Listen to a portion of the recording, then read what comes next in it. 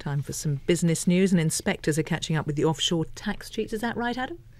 Well, HM Revenue and Custom officials have identified around 500,000 UK residents with money in offshore bank accounts as part of a crackdown on evasion. And they've been surprised by the type of people, they say, who appear to have joined the super rich in putting their assets into foreign tax havens. They say that, in their words, chip shop owners, taxi drivers and landladies from Blackpool are amongst the individuals under investigation. Adrian Houston is a former tax inspector himself, now a tax consultant with Houston & Co. in Belfast, and joins us on the line. Good morning. Good morning, Adam. Just because, of course, people have offshore accounts doesn't necessarily mean they're doing anything illegal, does it? No, absolutely not. The fact of the matter is that a good proportion of the people who have money offshore probably are doing something illegal because they put it offshore to keep it out of the eyes of HMRC. Well, what are the legitimate reasons? What are the legitimate reasons for putting it offshore then? Why would you want to do that if it wasn't You might do it, put it this way, there would be non-tax reasons sometimes because people might put it offshore to keep it away from maybe an ex-spouse or something like that. So it's generally it is hiding money, if not from the revenue, at least from your wife or husband. It's often hiding it from someone, whether it be your business partners or your wife or your husband, or it could just be that you've got a very good deal on the interest. And so long as you declare everything to HMRC, there's absolutely nothing wrong with having money offshore. Does it effectively hide the money from HMRC if you put it into some offshore account?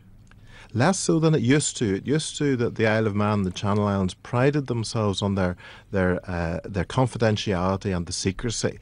But these days, there's the international pressure on different countries that were seen as tax havens, and nowadays there's much more cooperation and swapping of information between tax jurisdictions. And if you have hidden the money and not paid tax, what are the sort of penalties you can get yourself into? They're pretty horrendous. First of all, you have to pay all that tax that you should have paid way back whenever, going back up to 20 years, and then you'll pay interest because it's late, and a penalty which will be somewhere in the region sort of 30 to 100% of the tax. Adrian Houston from Houston & Co., many thanks. Adam, thank you. 21 minutes past. Good morning, 5 Live Breakfast, 7:50. Offshore accounts aren't just the reserve of the super rich anymore. Dominic, Laurie, can you be serious? No, not just for the super pecunious. I made that up. I just wanted to I wanted to enter into the spirit mega pecunious? of it. Mega pecunious. No, they're not just for them. Her Majesty's Revenue and Customs has found that around 500,000 British residents keep money in offshore bank accounts. There aren't 500,000 very wealthy people in the UK, so therefore the HMRC inspectors were surprised to find middle-income earners held offshore bank accounts as well as the rich. We're talking about taxi drivers. Apparently there were owners of fish and chip shops involved in this research. Even landladies from Blackpool, according to one official. Adrian Houston is a former tax inspector, now a consultant with Houston & Co. in Belfast. Adrian, are you surprised that it's not just rich people that have offshore bank accounts? I mean, would there be relevance for everybody? There certainly would, Dominic. My firm specialises in helping people declare this sort of stuff to HMRC. And actually, probably most people who have money offshore are not rich. They maybe put 10, 20, 30,000 pounds away in the 1980s when the banks encouraged them to.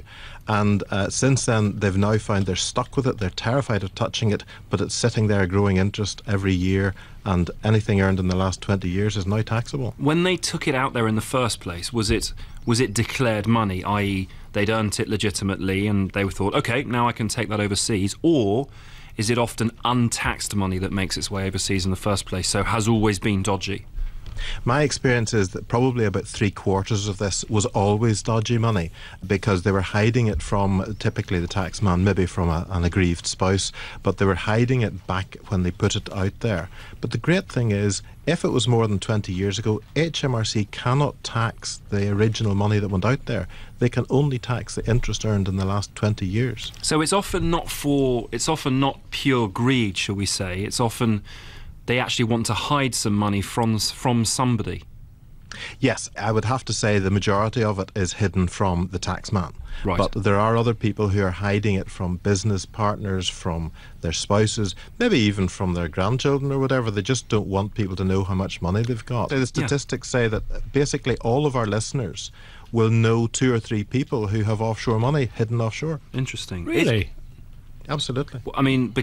Is it because normal people can make a judgment and say, there's some fund manager somewhere in, the Caribbean who I think is really good and will make me more money. Can it be a rational decision to put money offshore because they're just better at managing it than we are here? It can be, but let's be honest, this is typically money just sitting in savings accounts. Back in the 80s and the 90s, people simply saw that they could get 13% interest if they put it in the Isle of Man. They opened a deposit account over there, and that was easy. And if only the money had been declared at the time and the income declared since, they wouldn't now be sitting on a tax time bomb. And everyone would have won.